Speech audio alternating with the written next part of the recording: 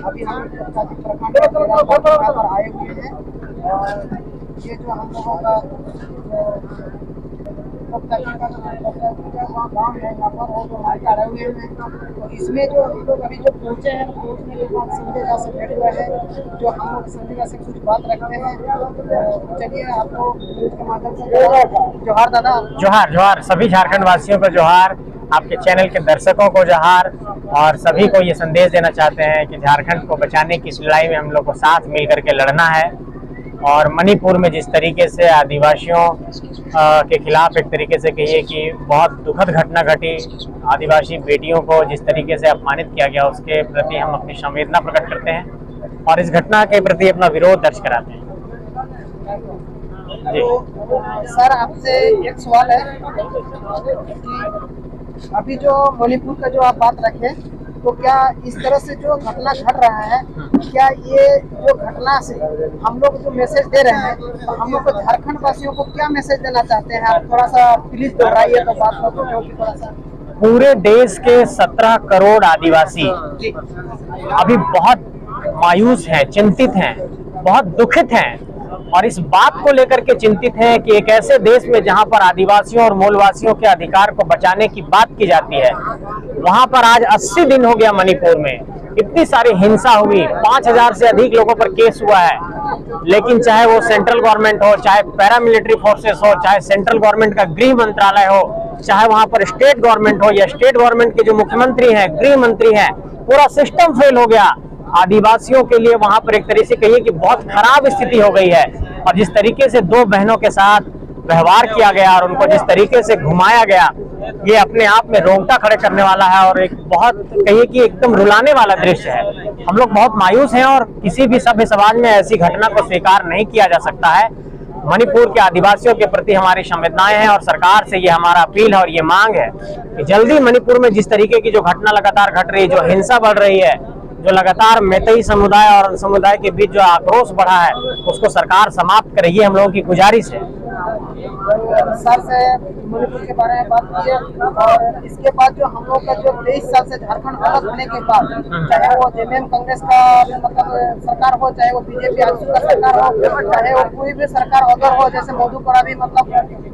दूसरा पार्टी का था, वो निर्दलीय में था, तो सभी से 23 साल गुजरने के बाद जो हम लोग का शोषण हो रहा है, जैसा एकदम मणिपुर जैसा ही शोषण हुआ है, क्योंकि भले वो दिखावटी में वीडियो में अलग हुआ है। तो आप झारखंड के हित में जो इतना बड़ा आंदोलन हो रहा है, जो जयराम दा है, देवेंद्र दा है, मनोज दा है, आप जैसे हैं, इस तरह से इतना सवाल उठ रहा है, तो आप लोग झारखंड को सुधारने के लिए जेडीकेएसएस के द्वारा और 60 चले जो नियोजन नीति चल रहा है, ये जो अभी वैकेंसी निकला, वैकेंसी के बारे में आपसे कुछ सवाल करेंगे। तो सर जैसे कि अभी जो शिक्षक वाला निकला है, तो इसके माध्यम से न्यूज को सरकार को क्या सूचना दे सकते हैं? आप कह रहे हैं नियुक्ति के बारे में, 26,000 शिक्षकों की नियुक्ति के लिए विज्ञापन सरकार ने निकाला।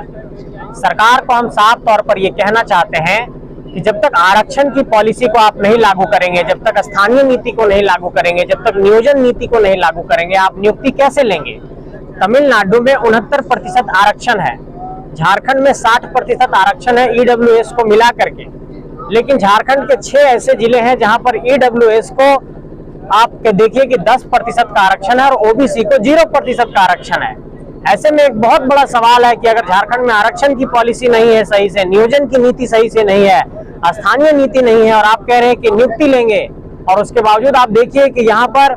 जो टेट का एग्जामिनेशन है, जेटेट का, वो नहीं हुआ और उसके बावजूद फिर ये नियुक्ति की प्रक्रिया शुरू की गई है। ऐसे में एक बहुत बड़ा ये सवाल खड़ा होता है कि बिना पॉलिसी के अगर सरकार एग्जाम लेगी, नियुक्ति की प्रक्रिया को पूरा करेगी, तो फिर जाकर के मामला कोर्ट में फंसेगा, फिर सब नौजवान परेशान होंगे, फिर हाई कोर्ट सुप्रीम कोर्ट होगा, समय की बर्बादी होगी। इसलिए सरकार को पहले नीति बनाना होगा, पहले पॉलिसी बनाना होगा, उसके बाद सरकार को नियुक्ति करनी चाहिए। लगातार हम लोग ये बात कह रहे हैं।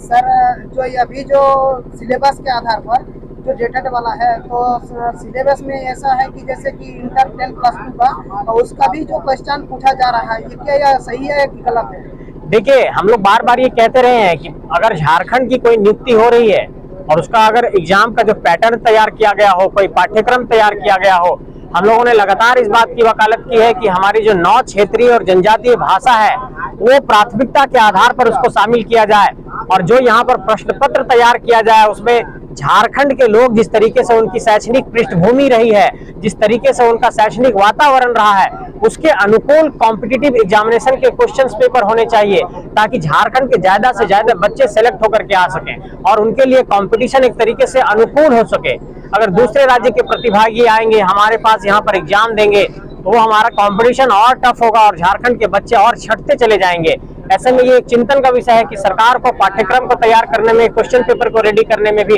बहुत सारे पहलुओं पर गंभीरता से विचार करना होगा। जी सर, जैसे कि वही सवाल सब स्टूडेंट से उठ रहा है कि जो 10+2 का जो क्वेश्चन सिलेबस के पाठ्यक्रम के आधार पर बनाया गया, ये आप बहुत अच्छे बोले सर, क्योंकि बात सही है कि जो गांव देहात के जो पढ़ने वाले बच्चे और जो सिलेबस जो है ये तो 6 to 8 जो होता है तो उसके दायरे में क्वेश्चन पूछना चाहिए। ये आप सही बात बताए हैं। तो 10+2 का ये सरकार को क्या निर्देश देना चाहते हैं कि मतलब उससे कुछ पॉइंट आप जोड़ सकते हैं? जैसे नहीं, मैं सरकार को यही कहना चाहूंगा कि आपने जो इससे पहले की नियुक्तियां की, आपने जो अभी का नियुक्ति का विज्ञापन निकाला और इसके पहले जो सरकार की नियुक्तियां हुई है, आप उसका एक कहिए कि कंपैरिजन करिए और उसके कंपैरिजन करने के बाद आप देखिए कि आपके पास गुणवत्तापूर्ण तरीके से जो शिक्षकों की नियुक्ति हुई उसमें आप क्वालिटी पर जोर दीजिए कि किस नियुक्ति प्रक्रिया से कितने गुणवत्ता वाले शिक्षक आपके पास आए और उसके अनुसार आप पाठ्यक्रम को तैयार करिए। क्वालिटी से कोई कॉम्प्रोमाइज नहीं करिए, आप पाठ्यक्रम को इस तरीके से तैयार करिए कि आपके पास ज्यादा से ज्यादा गुणवत्तापूर्ण शिक्षक आ सके। लेकिन इस पहलू पर भी जोर देना होगा कि झारखंड के लोग झारखंड में नौकरियों में प्राथमिकता के आधार पर नियुक्ति पा सके, इसके आधार पर पाठ्यक्रम की तैयारी करिए ताकि यहाँ के लोगों के लिए कंपटीशन टफ ना हो सके।